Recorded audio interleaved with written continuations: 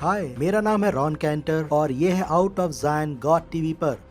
और अब जब मैं यहाँ खड़ा हूँ तो रह रहकर परमेश्वर की विश्वास योग्यता को याद करता हूँ, क्योंकि ठीक मेरे पीछे मंदिर का स्थान है जहाँ पहला और दूसरा मंदिर बनाया गया था। और ये दीवारें जो अब आप देख रहे हो प्राचीन यरूशलेम नगर की हैं। और मैं यहाँ से देख सकता हूँ वो दीवार जो बंधुआई से लौटने के बाद नहमिया ने बनाई थी। यहूदियों के समान किसी और ने यातनाएं नहीं झेली हैं और सच में परमेश्वर विश्वास योग्य है। जैसा कि मैं सोचता हूँ, अगर मैं सबसे ऊंची इमारत पर चढ़ जाऊं और मैं अपने साथ बहुत सारे सिक्के ले जाऊं और आपको कहूं कि देखो मैं क्या करने जा रहा हूं, और उन सारे सिक्कों को फेंक दूं, वो सब जगह बिखर जाएं, और फिर मैं आपकी ओर देखकर कहूं कि अब मैं उनमें से हर एक सिक्का ढूंढूंगा और वापस इकट्ठा करूंगा। आप कहोगे रॉन तुम पागल हो गए हो, ये नहीं हो सकता, क्योंकि कुछ ही देर में वो सिक्के लोगों की जेबों में चले जाएंगे और कुछ ही दिनों में वो किसी दूसरे शहर, प्रदेश या देश में चले जाएंगे। उन सिक्कों को वापस लेकर आना सच में नामुमकिन होगा, पर परमेश्वर ने यहूदी लोगों के साथ ऐसा ही किया।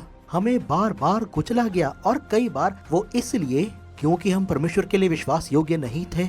पर परमेश्वर ने कहा चाहे मैं तुम्हें दंड दूं लेकिन तुम्हें वापस लाऊंगा। ये मेरा एक पसंदीदा वचन है, इज़ेकेल 36 अध्याय 24 आयत। और ये परमेश्वर की दर्जनों प्रतिज्ञाओं में से एक प्रतिज्ञा है, जब परमेश्वर कहता है कि वो यहूदी लोगों को उबारेगा, वापस उनके देश में लौटा ले आएगा। यह इज़ेकेल कहता है मैं तुमको जातियों में से ले लूंगा और देशों में से इकट्ठा करूंगा और तुमको तुम्हारे निज देश में पहुंचा दूंगा।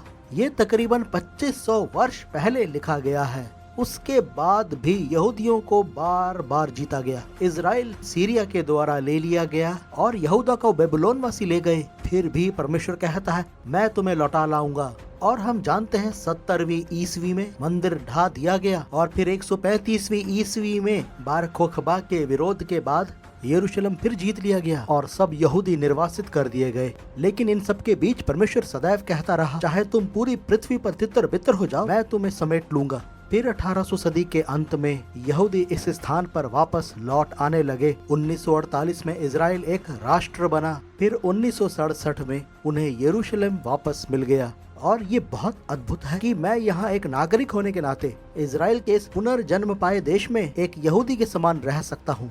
यशाया पूछता है क्या देश एक ही दिन में उत्पन्न हो सकता है? हाँ, हो सकता है। ये उसका सबूत है। आप निश्चित रूप से God.tv पर जाएं ताकि किसी एपिसोड से चूके नहीं, और मुझसे संपर्क करें roncantor.com पर। शालोम, यरूशलेम के प्राचीन शहर से। रॉन को ट्विटर और फेसबुक पर फॉलो करें @RonSCantor पर।